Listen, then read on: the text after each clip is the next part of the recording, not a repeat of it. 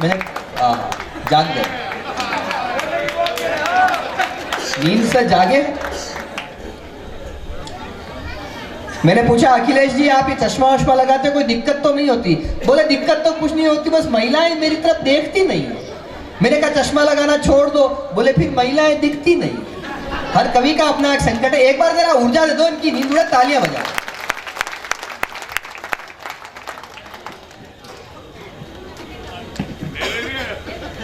शानदार शहर के जानदार लोगों, क्या स्टाइल है। मन बनाना बच्चों,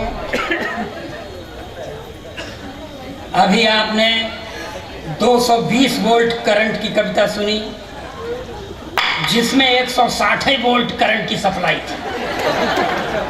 मैं आपको 440 वोल्ट करंट की कविता सुनाने के लिए आया। मन बनाइए, मैं देश का अकेला लाडला कवि हूँ जो शादीशुदा हूँ, मगर मेरी पत्नी मेरा सम्मान नहीं करती। अब नहीं करती तो नहीं करती। एक अदद सर, एक अदद मेरे पास भी पत्नी है, मांग में सिंदूर नहीं लगाती। मैंने कहा देख भाग्यवान, ब्राह्मण के घर की बहू है, लगाया कर। बोलती है नहीं लगाती। मैंने पूछा क्यों, तो मुझको ही समझाती है कि देखो ये सिंदूर वो चीज है जिस पर औरतें गर्व करती हैं। मैं किस पर गर्व करूं?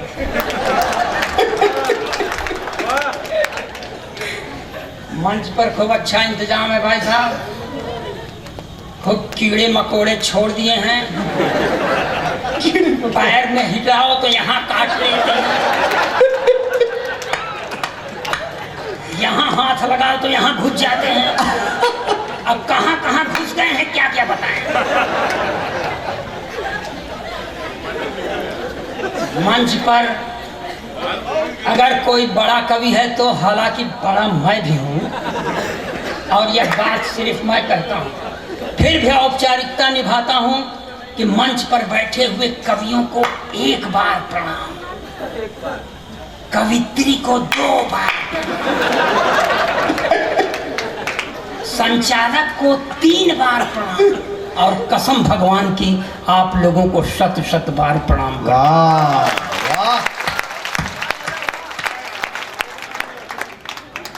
मैं प्रणाम इसलिए करता हूं कि इससे मुझे आपका आशीर्वाद मिलता है। प्रणाम इसलिए भी करता हूं कि इससे मेरी विनम्रता का बोध होता है, और प्रणाम इसलिए भी करता हूं कि यही देश की स्वस्थ माटी है, परिपाटी है, और प्रणाम इसलिए भी करता हूं कि इसके अलावा मैं आपका कुछ करने लायक है ही नहीं। देखिए भाई ने अपने पत्नी के बारे में तमाम स्टोरी बताई। देखिए मैं सरकार के नारी सशक्तिकरण के नारे के सख्त खिलाफ हूँ। नारी सशक्तिकरण का मतलब पुरुष अशक्तिकरण। जो काम अपने खिलाफ हो काहे माने। और जिस नारी के द्वारा 32 साल से मैं प्रताड़ित हूँ उसके सशक्तिकरण होने की बात नहीं समझ में आती। थोड़ा सा यहाँ से मन बनाइए। और एक चीज बता दूं, नारियां तो पहले से ही सशक्त हैं। मैं आपको बता दूं भाई साहब कि यार ये बीच में काहे बोल रहे हो यार, बीच वालों से हमारी जान उड़ गई है। कोई भी शुभ काम होता है बीच वाले चले आते हैं। अब बीच में मत बोलिएगा भाई साहब, नहीं ऐसा शराब दे दूंगा कि गोरखपुर में पैदा होना पड़ेगा। आप थोड़ा सा मन लगाइए। मैं आपके सामने अपने पूजा की 4 पंक्ति पढ़ता हूँ, उसके बदले जिसको फन के लिए कुख्यात हूँ वो दिखाने के लिए आया ही हूँ। ये सारे कलमकारों को तभी सफलता मिलती है जबकि आपका सार्थक सहयोग मिलता है, और तब पढ़ता हूँ। आज 4-5 रातों से सोया नहीं हूँ।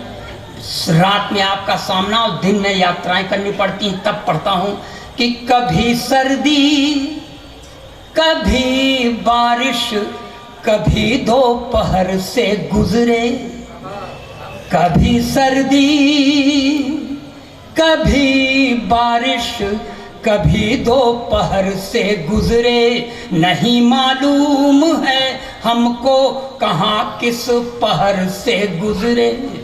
अपने जीवन के रंजो गम दबा कर अपने सीने में, अपने जीवन के रंजो गम दबा कर अपने सीने में, लुटाया प्यार ही हमने जहां जिस शहर से गुजर।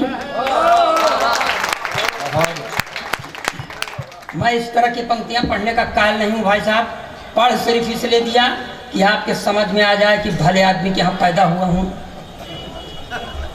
ताली बजाइए, मैं अपना काम लगाता हूं। देखिए, अभी हमको सहेजा गया था कि कांग्रेस के खिलाफ मत पढ़ना, भाई उनका राज है प्रदेश में। भाजपा के खिलाफ मत पढ़ना, उनका देश में राज है। तो हम पढ़ें किसके खिलाफ भैया?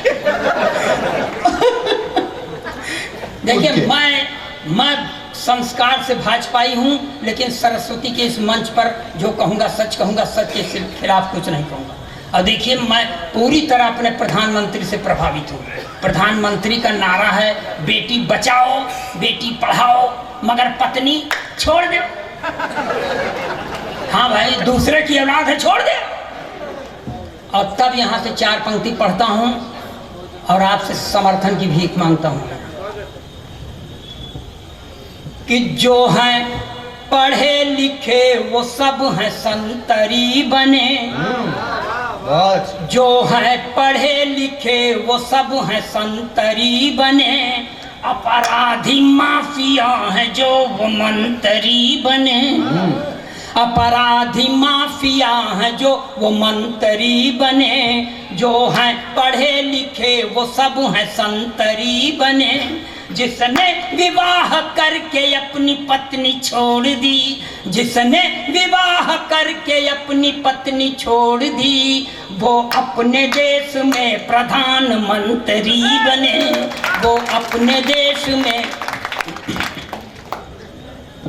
देखिए, ये जो मगर प्रधानमंत्री ने कुछ काम किया है तो उसके काम की तारीफ भी करना चाहिए। यहाँ से 4 पंक्तियां उठाता हूँ और आपसे समर्थन की मैं भीख मांगता हूँ कि गया 370 भैया सही समय है आया, गया 370 भैया सही समय है आया, मोदी शाह की जोड़ी ने अद्भुत कौशल दिखलाया, गया 370 भैया सही समय है आया, मोदी शाह की जोड़ी ने अद्भुत कौशल दिखलाया, अब केसर की घाटी में आतंक न होगा दंगा, अब केसर की घाटी में आतंक न होगा दंगा, लाल चौक पर लहराएगा विजयी विश्व तिरंगा, अब केसर की घाटी पे आतंक न होगा दंगा, लाल चौक पर लहराएगा विजयी विश्व तिरंगा,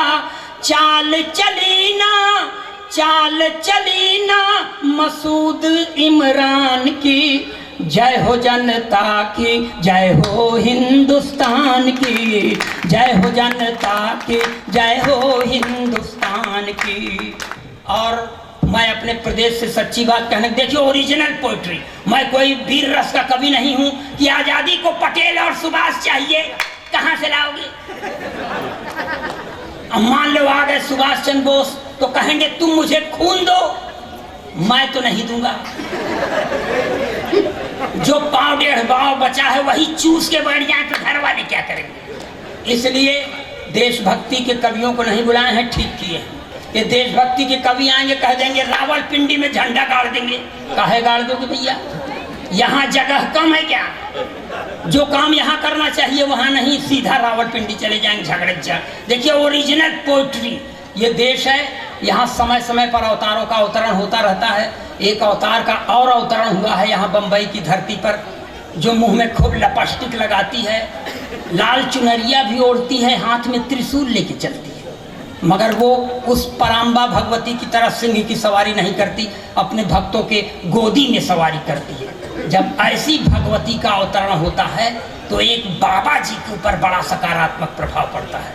4 पंक्तियां ये भी बर्दाश्त करें कि लाल चुनरिया सर पर ओढ़े, ओठों पर भी लाली है, लाल चुनरिया सर पर ओढ़े, ओठों पर भी लाली है, हाथ लिए त्रिशूल स्वयं को कहती शेरा वाली है। तब जेल से बाहर जाने की जिद छोड़ दिया है बापू ने, जेल से बाहर जाने की जिद छोड़ दिया है बापू ने। जब से सुना है राधे माँ भी जेल में आने वाली। और